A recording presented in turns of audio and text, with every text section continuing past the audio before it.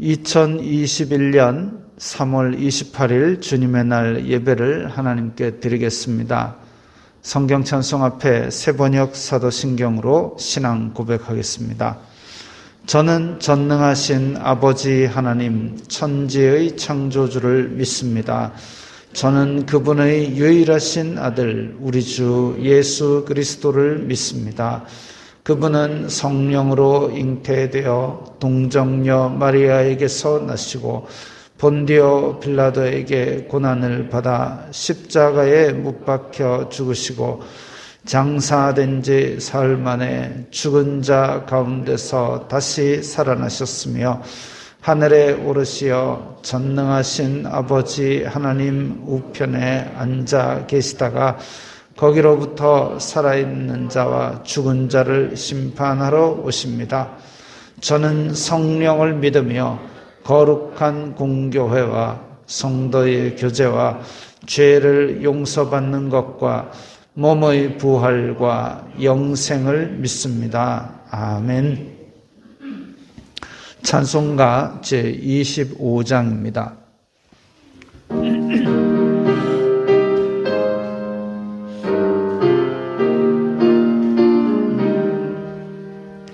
멸류관 벗어서 주 앞에 드리세 저 천사 기쁜 노래가 온 땅에 퍼지네 내 혼악 깨어서 주 찬송하여라 온 백성 죄를 속하신 만왕의 왕일세 멸류관 벗어서 주 앞에 드리세 그 손과 몸의 상처가 영광 중 빛나네 하늘의 천사도 그 영광 보고서 고난의 신비 알고자 늘 흠모하도다 멸류관 벗어서 주 앞에 드리세 온 세상 전쟁 그치고 참 평화 오겠네 주 보좌 앞에서 온 백성 엎드려 그 한량없는 영광을 늘 찬송합니다.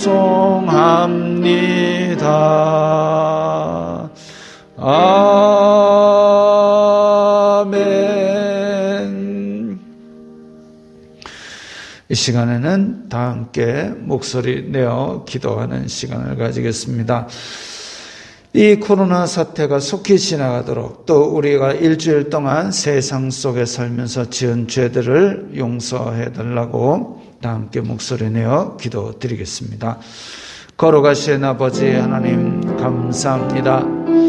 저희들에게 예배할 수 있는 믿음과 건강을 허락하시니 감사합니다. 주여 이 시간에 드리는 저희들의 예배를 지금 이 자리에 모여서 드리는 예배 혹은 각자의 처소에서 드리는 예배를 기쁘게 받아 주시옵소서. 저희들이 마음을 모아 정말 한 마음으로 한 공동체로 주님 앞에 드리는 예배가 주님 앞에 영광이 되도록 인도하여 주시옵소서. 주여 저희들이 코로나 사태로 인하여 온 세상이 고통 중에 있사오니 이 고통의 시간이 속히 지나가고 하루속히 모여 예배하고 교제 나눌 수 있는 그런 일상의 행복이 회복되게 하여 주시옵소서. 저희들이 주님 이 세상 속에 살면서 빛과 소금이 되지 못하고 세상이 주는 육신의 정욕, 안목의 정욕, 이생의 자랑으로 악독과 탐욕을 바라야 살았던 것들을 용서하여 주시옵소서. 이 시간에 예배를 통하여 회복하여 주시고 또 세상 속에 힘차게 걸어나갈 수 있는 새 힘을 넣어 주시옵소서. 슬픔을 겪는 자 위로하여 주시고 낙심한 자는 새 힘을 주시고 이 시간에 정말 주님의 깊은 마음을 알 수 있도록 인도하여 주시옵소서. 예수님 이름으로 기도드리옵나이다. 아멘. 그리스도의 낮아지심은 무엇입니까? 그리스도의 낮아지심은 곧 그의 강생하심인데 비천한 지위에 나셔서 율법 아래 복종하시고 금생의 여러 가지 비참함과 하나님의 진노하심과 십자가에서 저주의 죽음을 받으시고 묻히셔서 얼마 동안 죽음의 권세 아래 거하신 것입니다. 잠깐만요. 자, 그의 오늘 이제 교리문답은 그리스도의 낮아지심, 높아지심입니다. 그런데 낮아지심은 곧 그의 강생, 이제 강 이러면 내려와서 태어나심입니다.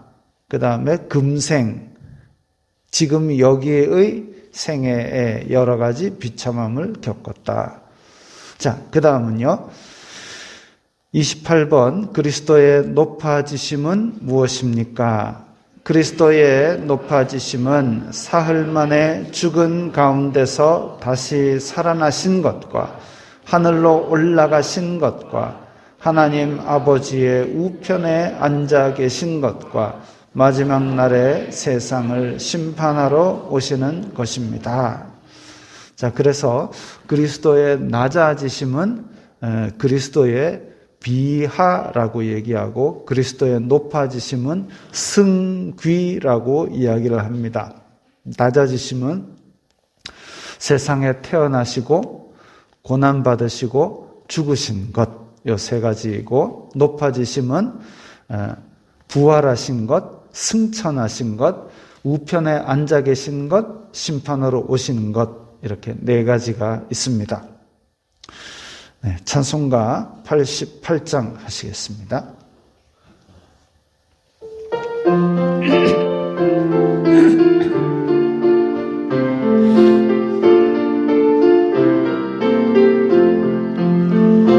내 진정 사모하는 친구가 되시는 구주 예수님은 아름다워라. 산 밑에 백합하여 빛나는 새벽별 주님 형언할 길 아주 없도다. 내 맘이 아플 적에 큰 위로 되시며 나 외로울 때 좋은 친구라. 주는 저 산 밑에 백합 빛나는 새벽별 이 땅 위에 비길 것이 없도다. 내 맘의 모든 염려 이 세상 고락도 주님 항상 같이 하여 주시고 시험을 당할 때에 악마의 계교를 즉시 물리치사 날 지키네. 온 세상 날 버려도 주 예수 안 버려 끝까지 나를 돌아보시니. 주는 저 산 밑에 백합 빛나는 새벽별 이 땅 위에 비길 것이 없도다. 내 맘을 다하여서 주님을 따르면 길이 길이 나를 사랑하리니. 물불이 두렵지 않고 창검도 겁없네. 주는 높은 산성 내 방패시라. 내 영혼 먹이시는 그네 누리고 나 친히 주를 뵙기 원하네. 주는 저 산 밑에 백합 빛나는 새벽별 이 땅 위에 비길 것이 없도다. 아멘.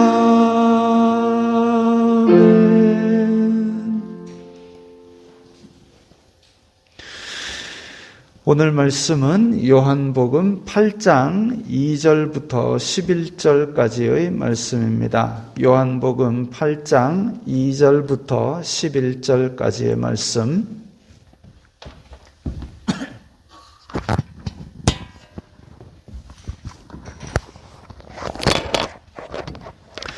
요한복음 8장 2절부터 11절까지의 말씀 함께 읽겠습니다. 아침에 다시 성전으로 들어오시니 백성이 다 나오는지라 앉으사 그들을 가르치시더니 서기관들과 바리새인들이 음행 중에 잡힌 여자를 끌고 와서 가운데 세우고 예수님께 말하되 선생이여 이 여자가 간음하다가 현장에서 잡혔나이다. 모세는 율법에 이러한 여자를 돌로 치라 명하였거니와 선생은 어떻게 말하겠나이까. 그들이 이렇게 말함은 고발할 조건을 얻고자 하여 예수님을 시험함이로라. 예수님께서 몸을 굽히사 손가락으로 땅에 쓰시니 그들이 묻기를 마지 아니하는지라. 이에 일어나 이르시되 너희 중에 죄 없는 자가 먼저 돌로 치라 하시고 다시 몸을 굽혀 손가락으로 땅에 쓰시니 그들이 이 말씀을 듣고 양심의 가책을 느껴 어른으로 시작하여 젊은이까지 하나씩 하나씩 나가고 오직 예수님과 그 가운데 섰는 여자만 남았더라. 예수님께서 일어나사 여자 외에 아무도 없는 것을 보시고 이르시되 여자여 너를 고발하던 그들이 어디 있느냐? 너를 정죄한 자가 없느냐? 대답하되 주여 없나이다. 예수님께서 이르시되 나도 너를 정죄하지 아니하노니 가서 다시는 죄를 범하지 말라 하시니라. 아멘. 제가 주중에 전화를 하나 받았습니다. 목사님, 중요한 일이니까 꼭 뵙고 말씀을 드리고 싶은데요. 제가 지금은 다른 일이 있습니다. 중요한 일이면 공문을 보내시고 미리 연락을 주셨어야죠. 자료를 두고 갈 테니까 꼭 검토해 주십시오. 꼭 설명을 드려야 되는데, 어쩌고.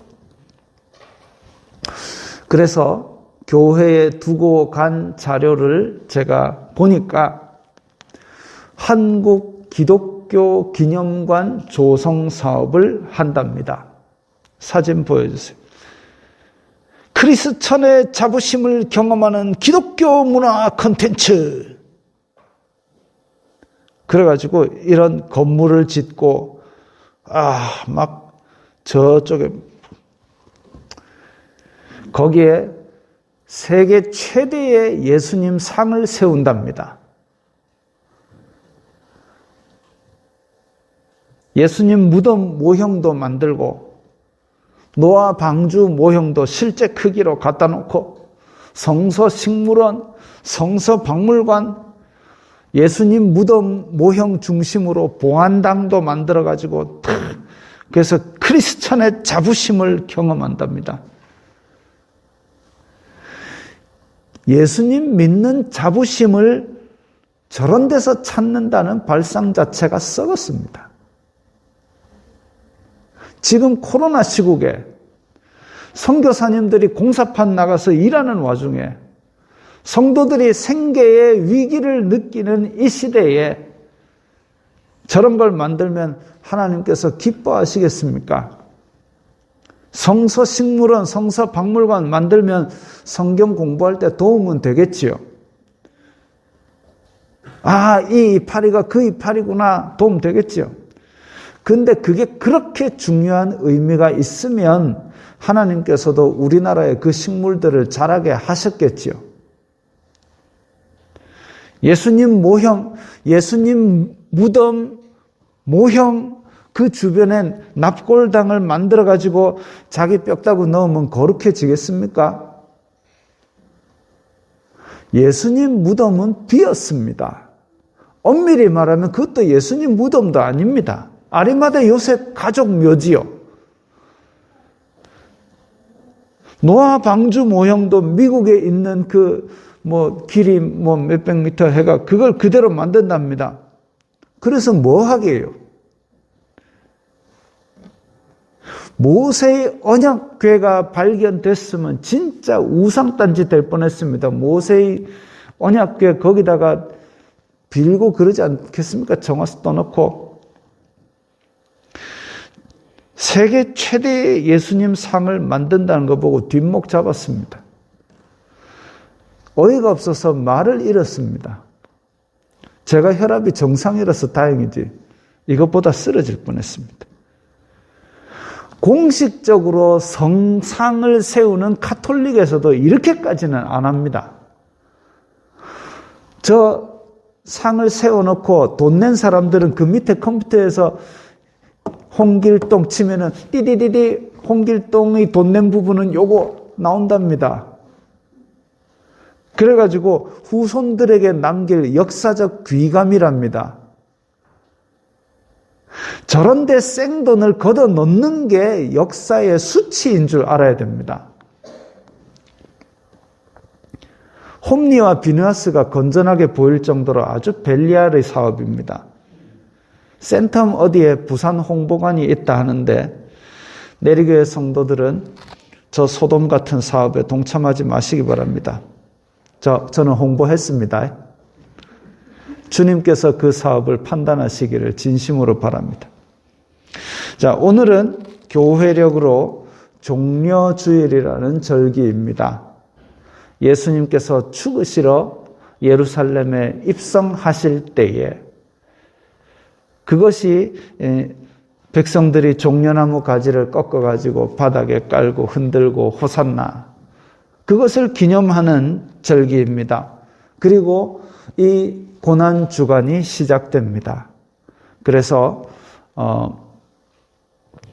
성전에서 가르치시다가 목요일 저녁에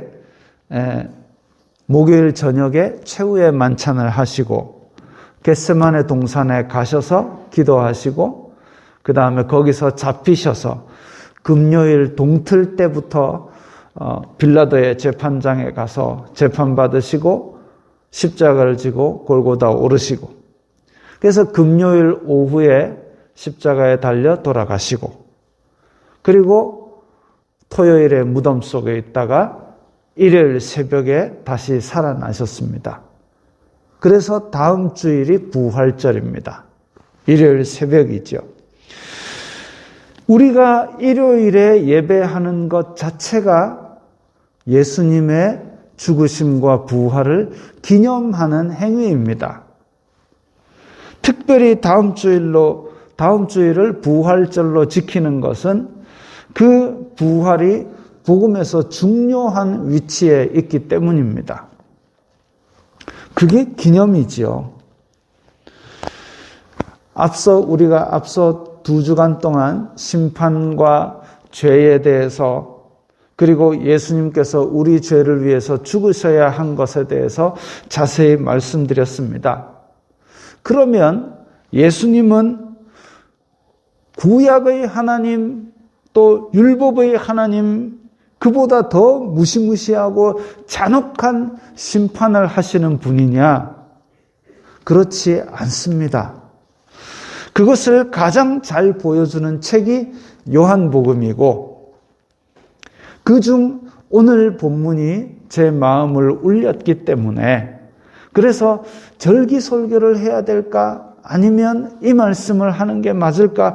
그걸 막 고민하고 있는데 그런데 저 기독교 기념관인가 하는 자료를 받고 도대체 저 사람들이 믿는 예수님과 성경이 말하는 예수님은 같은 분인가 다른 분인가 하는 혼란에 빠졌습니다. 과부가 두 랩돈, 우리 돈으로 한 1,000원에서 1,500원 되는 것이 생활비 전부인데 그 생활비 전부를 헌금을 할 때에 예수님의 제자 중 하나가 금칠된 성전을 보면서 예수님 저 성전 멋지지 않습니까? 그랬을 때 예수님께서 저것 돌 하나도 돌 위에 남지 않고 다 무너지리라 하셨습니다. 어떻게 보면 한국교회가 그때와 비슷하게 굴러가고 있다는 느낌을 가집니다. 깨어 있으시기 바랍니다. 하나님께서 기뻐하실 일이 무엇인가? 그걸 고민해야 될, 진지하게 고민해야 될 시기입니다. 자, 복음서, 이거 그림 넘기세요.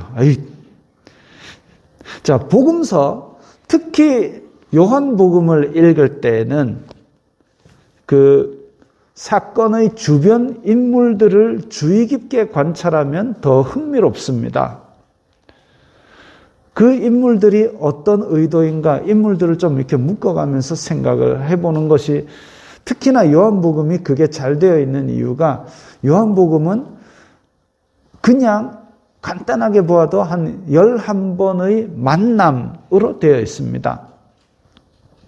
3장의 니고데모와의 만남, 4장의 사마리아 여인과의 만남, 그다음 9장의 실로암 맹인, 또 여기 오늘 8장에 음행한 사람, 11장에 나사로, 그 다음에 이제 13장부터 쭉 뒤로는 이제 제자들과 최후의 만찬 때 어떤 일이 있었고 예수님께서 그들을 위해서 기도하신 부분 나오고 그렇게 진행이 됩니다. 그래서 만남이 있을 때는 그 예수님과 만난 사람들 그리고 그 주변에 있는 사람들, 이런 사람들을 좀 면밀하게 구별해서 생각을 하면 아주 흥미있게 볼 수 있습니다.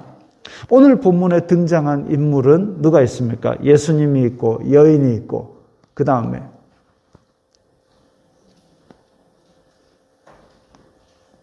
예수님이 있고 여인이 있고 그 다음에 서기관과 바리새인이 있고 예수님 주변에 몰려들어서 배웠던 그 주변에 섰던 사람들이 있죠. 예수님께서 성전에 들어가시니 백성들이 나왔습니다.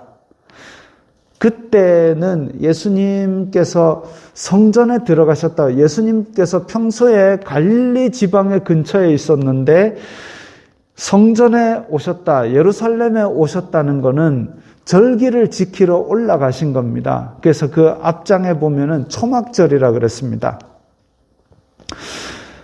초막절에는 초막절에는 이스라엘 백성들이 이제 실로암에서 물을 길어다가 어디 이렇게 성전 어디에 붓고 이런 행사가 있대요. 그걸 배경으로 나온 게 예수님께서 누구든지 목마르거든 내게로 와서 마셔라라고 소리를 치는 장면도 나옵니다. 그러고 나서 이제 8장으로 오게 된 거죠. 자, 예수님께서 성전에 들어가셨다. 그러면 아직도 절기를 지키기 위해서 예루살렘에 계신 것이구나. 그 절기를 지키려고 전국에서 많은 사람들이 예루살렘에 지금 모여 있구나. 자, 그런 상태에서 예수님께서 이제 가르치셨습니다. 백성들에게 예수님이 딱 들어가시니까 예수님이다, 저 잘 가르치는 분 오셨다 해가지고 사람들이 막 몰려들었습니다. 예수님께서 가르치셨습니다. 이까지는 참 아름다운 풍경이죠.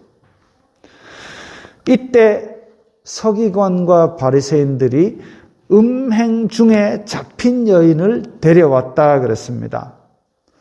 아니, 초막절 축제 기간에 전국에서 사람들이 다 모이는데 얼마나 요란하게 바람을 피웠으면 현장에서 잡혔을까요? 근데 어떻게 했길래 남자는 또 안 잡아왔을까요?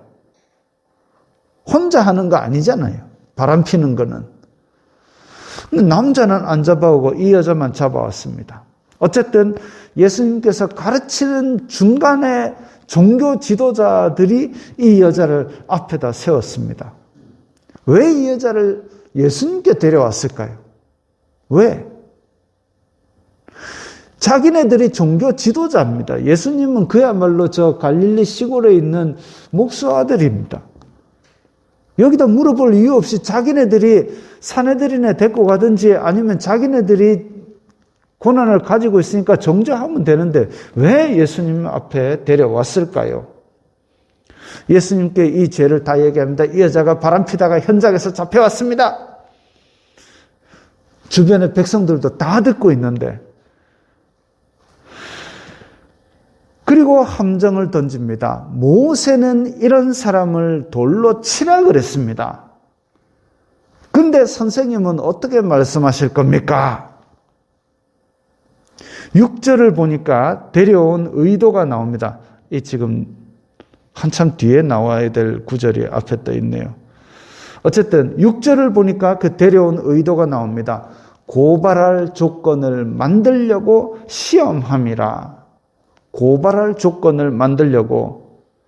제가 이 말씀을 놓고 왜 그랬을까 그걸 왜만 한 10번 하다 보니까 혹시나 종교 지도자들이 예수님을 고발하려고 여자 하나를 매수해서 가짜 범인으로 끌고 왔나 그 생각까지도 했습니다.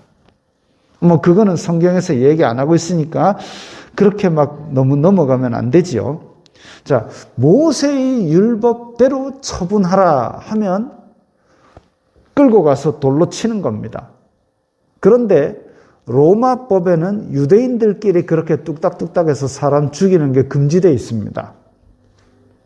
그렇다는 얘기는 모세법대로 하세요라고 얘기를 해버리면 예수님을 로마법에다가 고발해버립니다. 저 사람이 사람 죽이라 했다 이렇게. 그 다음에 무작정 용서해버리면 하나님은 자비의 하나님이니 용서합시다 라고 해버리면 모세의 율법을 무시하는 격이 됩니다. 그러면 이제 유대인들이 다 등을 돌리게 만드는 거죠. 어떻게 대답해도 걸려 넘어지게 만들어 놓은 질문입니다. 그게 6절에 예수님을 시험한다. 시험이라는 말이 가진 뜻입니다. 7절에 그들이 묻기를 마지 아니하는지라. 요즘 아이들은 잘 모르는 말이죠. 마지가 뭘까? 그들이 묻기를 마지 아니하는지라. 그들이 계속 물어댄 거죠. 들들들 볶은 겁니다. 이거 어떻게 할까요? 모세 율법 지키라 할까요? 아니면은 당신은 뭐라 얘기할 겁니까? 계속 물었습니다. 종교 지도자라는 사람들이, 서기관, 말씀을 잘 아는 사람들, 바리새인, 율법을 백성들에게 가르치는 사람, 이런 사람들이 성전 안에서 예수님께서 병자를 고치고 말씀을 가르치고 이렇게 백성들이 선지자로 여기는 분을 엮어가지고 죽일 함정을 파놓고 걸렸구나 하고 달달달 볶아대고 있는 그런 모습입니다. 종교 지도자들이, 말씀을 가르친다는 사람들이. 그 시대의 영적인 날씨가 어떻겠습니까? 말라기 때부터 400년 동안 하나님께서 선지자도 안 보내시고 말씀도 답답하고 영적인 기갈, 하나님의 말씀을 들을 곳이 없는 그런 기갈 속에 있던 백성들에게 이제 예수님의 말씀 좀 가르치려 하는데, 종교 지도자들은, 대제사장들은 성전에서 세금 받아먹고 재물 바꾸치게 해서 그걸 돈을 뻘가내고 앉았고, 서기관과 바리새인들은 그런 예수님을 다리 걸어 넘어뜨릴 생각하고 다리 짝짝 내밀면서 지금 들들 볶아대고 있습니다. 백성들은 뭘 보고 배우겠습니까? 예수님께서 손가락으로 땅에 뭔가 쓰셨습니다. 성경에는 무슨 내용인지 기록되지 않아 알 수가 없습니다. 그래서 나중에 천국 가면 꼭 물어보고 싶습니다. 그때 땅에 뭐라 쓰셨어요? 진짜 궁금했습니다. 라고 물어보고 싶은데 어쨌든 뭔가 쓰셨습니다. 이렇게만 써도 초대교회에서는 알아들었을까? 예수님이 그때 땅에 뭐 쓰셨는지, 맞다, 그거 쓰셨을 거야. 이렇게 다 알아들었을지는 모르겠지만, 어쨌든 우리는 알 수 없는, 하여튼 예수님께서 굽혀서 땅에 뭔가를 쓰셨습니다. 그리고 예수님께서 일어나셨습니다. 갑자기 조용해지겠지요. 예수님께서 말씀하십니다. 너희 중에 죄 없는 자가 먼저 돌로 치라. 그리고 예수님께서는 다시 굽혀서 땅에 손가락으로 뭔가를 또 쓰셨습니다. 정말 궁금합니다. 뭐라고 쓰셨을까? 그때 당시에 또 그 글을 멀리서 보고 읽을 수 있는 사람들이 많았을까? 그것도 궁금하기도 합니다. 어쨌든 9절에 어떤 사람은 거기다가 그 사람들의 이름을 썼다 하는데 2000년 전 유대 땅에 글자 읽을 줄 아는 사람이 얼마나 될까라는 걸 생각해 봤을 때 글자를 보고 떠난 건 아닌 것 같아요. 9절에 이 말씀을 듣고 양심의 가책을 느껴 말씀을 듣고 너희 중에 죄 없는 자가 돌로 치라. 이 말씀을 듣고 양심의 가책을 느껴 어른부터 하나씩 떠났다고 했습니다. 이 무리에 주목하십시오. 예수님께서 가르치실 때에 몰려들었던 사람들입니다. 예수님께서 뭐 가르치셨을까? 성경 앞뒤 맥락을 보면 하나님 나라, 하나님께서 통치하시는 나라, 그것에 대해서 가르치셨습니다. 그런데 이 사람들 왜 예수님께 배웠느냐? 종교 지도자들의 가르침, 종교 지도자들의 썩은 행태에 피해를 입은 피해자들입니다. 재물 끌고 오면은 흠 있다고 해서 빠꾸시키고 자기네들이 준비한 재물을 더 비싼 값에 사야 했던 피해자들입니다. 또 서기관과 바리새인들이 가르치는 가르침보다 예수님 말씀을 들으니까 속이 다 후련하다라면서 말씀을 좋아했던 사람들입니다. 그런데 병자들을 또 고치는 걸 보면서 야, 하나님께서 드디어 선지자를 보내셨구나. 그랬던 사람들입니다. 그런데 종교 지도자들이 그 여인을 끌고 오니까 저건 음행했으니까 돌로 쳐야지라고 돌로 칠 생각을 했던 사람들입니다. 그거하고 안 맞지 않습니까? 자기네들은 종교 지도자들 때문에 피해를 당했던 사람들이고 예수님은 선지자인데 예수님이 가르치는 가르침을 막 듣고 있다가 뜬금없이 저 여인 오니까 돌로 쳐야지 이 생각을 하고 있었습니다. 도대체 뭘 듣고 무슨 생각을 하고 있었던 걸까요? 예수님께 뭘 듣고 있었을까요? 그리고 그 사람들이 다 떠났습니다. 예수님과 여인만 남았습니다. 성전 아니고 초막절 지키러 온 많은 사람들이 전국에서 몰려온 상황이니까 아마 조금 떨어진 곳에는 그래도 사람들이 많이 다녔을 거지만 아까 돌로 치려던 사람들은 주변에서 다 떠나갔습니다. 여기서 위대하고도 중요한 사건이 조용하게 이루어집니다. 예수님께서 굽혀서 뭐 쓰시다가 일어나서 둘러보시고 여자야, 너를 고발하던 사람들이 어디 있느냐? 너를 정죄하던 자가 어디 있느냐? 여자는 사실 잡혀왔을 때에 이제 꼼짝없이 죽겠구나 하는 절망이 있었을 겁니다. 그런데 사람들 앞에 세워가지고 음행하던 여자라고 온갖 망신을 당했습니다.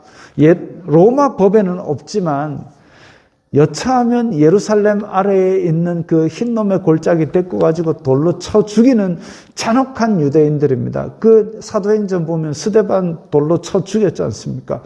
그렇게 돌로 쳐 죽이는 사람들입니다. 무서워서 고개도 못 들 그런 상황입니다. 나는 이제 죽었구나. 그런데 갑자기 조용해지면서 다정한 목소리로 너를 정죄하던 자가 어디 있느냐 하신 겁니다. 여인이 보니까 없어요. 주여 없나이다. 만약 무시무시한 심판주 예수님이라면 그래 사람은 죄가 있으니까 너를 정죄하지 못하지만 나는 죄가 없으니 내 손에 죽어봐라 라고 하실 수도 있습니다. 근데 예수님께서 나도 너를 정죄하지 아니하노니 가서 다시는 죄를 범하지 말라 이렇게 하셨습니다. 저는 다시 혼란에 빠졌습니다. 그 여자 분명히 죄 지었잖아요. 죄 짓고 잡혀왔잖아요. 근데 예수님께서 그냥 놔주시면 하나님의 공의는 어디 간 겁니까?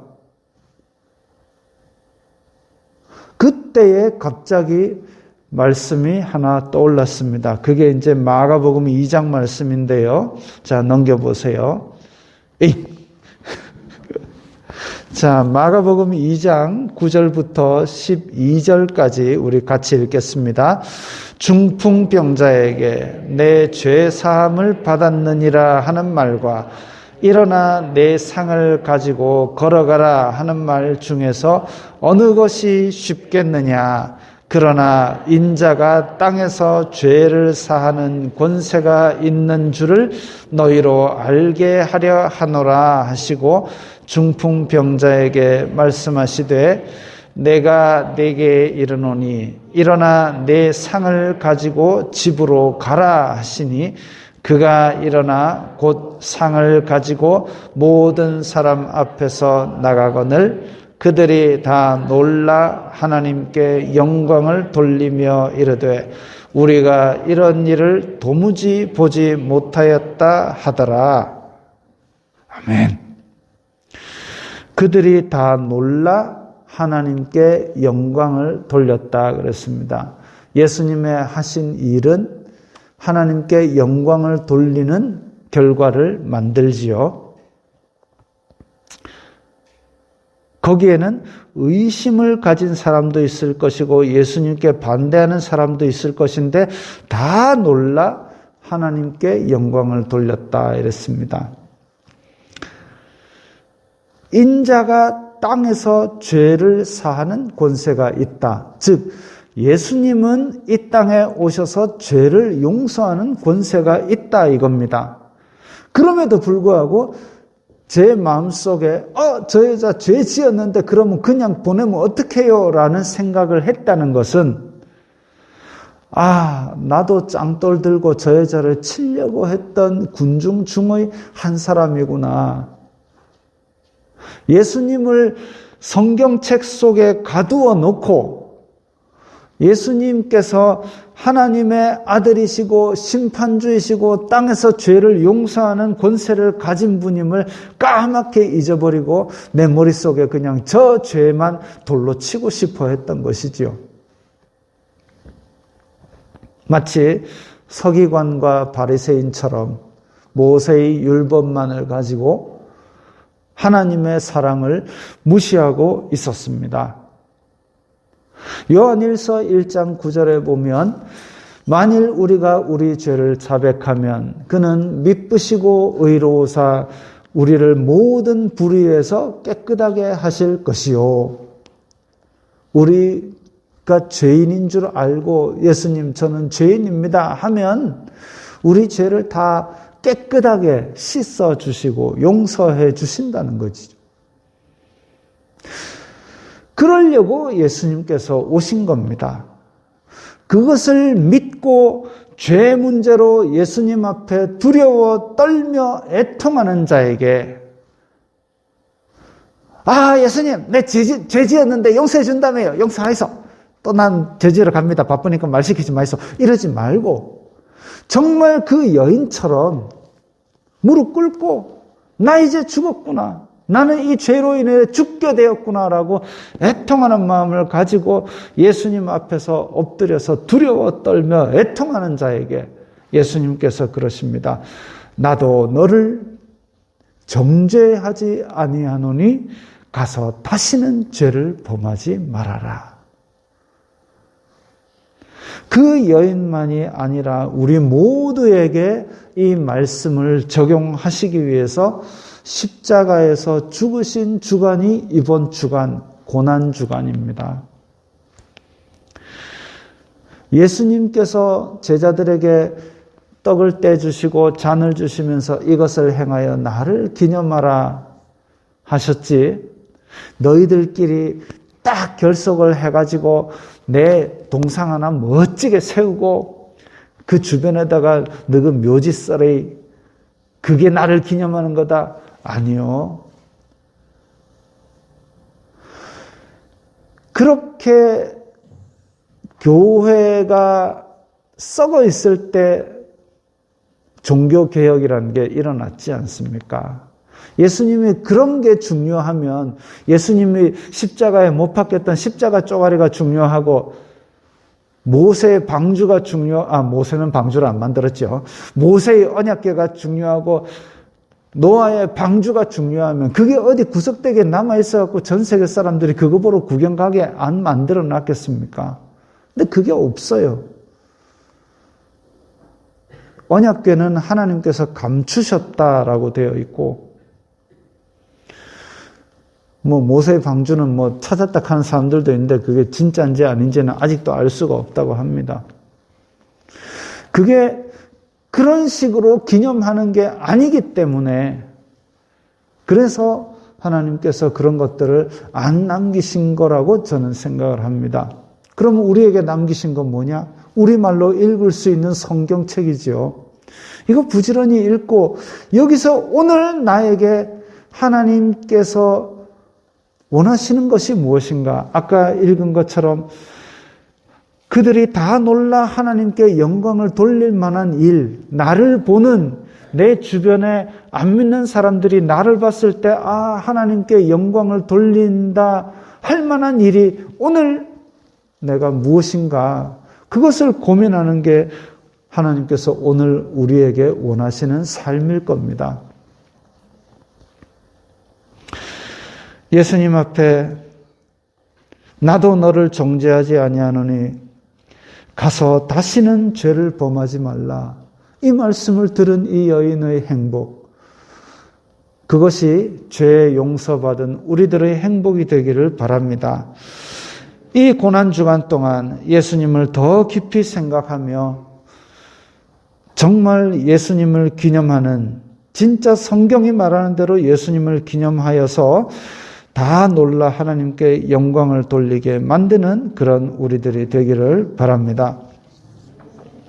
이 말씀을 생각하시면서 우리 다 함께 결단하는 기도를 드리겠습니다. 제가 정말 죄인입니다. 저는 짱돌을 들고 정죄하기 바빴던 죄인입니다. 그러나 이제 진짜 예수 그리스도의 고난과 속죄를 깊이 생각했습니다 하고 결단하는 기도를 드리겠습니다. 거룩하신 아버지 하나님, 감사합니다. 저희들이 주님 앞에서 정말 아무것도 내세울 것이 없는데도 불구하고 입만 열면 정죄하고 서기관과 바리새인들 같은 삶을 살았던 것을 용서하여 주시옵소서. 주여, 그 여인처럼 정말 주님 앞에서 용서받은 그 행복과 기쁨으로 살아가기 원합니다. 진짜 예수님을 기념하면서 정말 예수님의 그 속죄하심, 용서하심을 전하고, 그로 말미암아 우리 주변에 있는 사람들이 하나님께 영광을 돌리는 열매를 맺으며 살겠습니다. 주여 도와주시옵소서. 지혜를 주시옵소서. 능력을 주시옵소서. 거룩하신 아버지 하나님의 영광을 나타내는 귀한 삶을 살아가게 하여 주시옵소서. 그렇게 함으로써 그리스도인의 진정한 자부심이 무엇인지를 우리의 삶 속에서 나타나게 하여 주시옵소서. 아버지, 또한 저희들이 주님 앞에 예물을 드렸습니다. 이 어려운 시대에 주님 앞에 정말 귀한 예물들을 드렸사오니 주님 기쁘게 받아주시고, 이 예물이 쓰이는 곳마다 아버지 하나님의 영광이 나타나고 예수 그리스도의 사람 살리는 복음이 전파되게 하여 주시옵소서. 모든 영광 주님 홀로 받아 주시옵소서. 예수님 이름으로 기도드리옵나이다. 아멘. 주여 우리를 열방 중에 하겠습니다.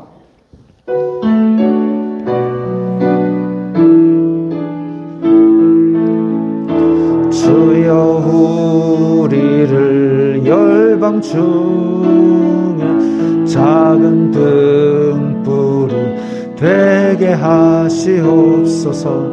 주님 영광의 새날이 오기까지 등불 되게 하소서. 주여 우리로 열방 중에 주의 복음을 전파하게 하소서. 주님의 구원 만민이 열기까지 전파하게 하소서. 주여 우리를 열방 중에 주의 치유를 전파하게 하소서. 주 이름 능력 만민이 열기까지 치유되게 하소서. 주여 우리로 열방 중에 기쁜 찬송을 부르게 하옵소서.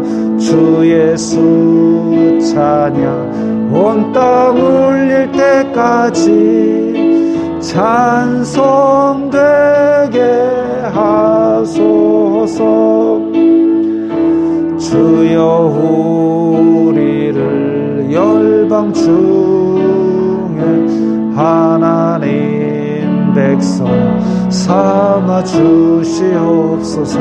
주님의 나라 마침내 임하겠네. 예수 다시 오시네. 예수 다시 오시네. 예수 다시 오시네.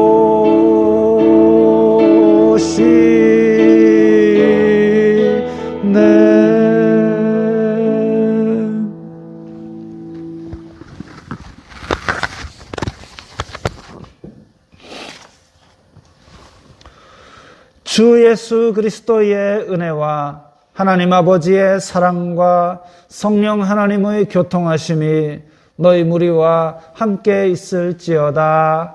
아멘.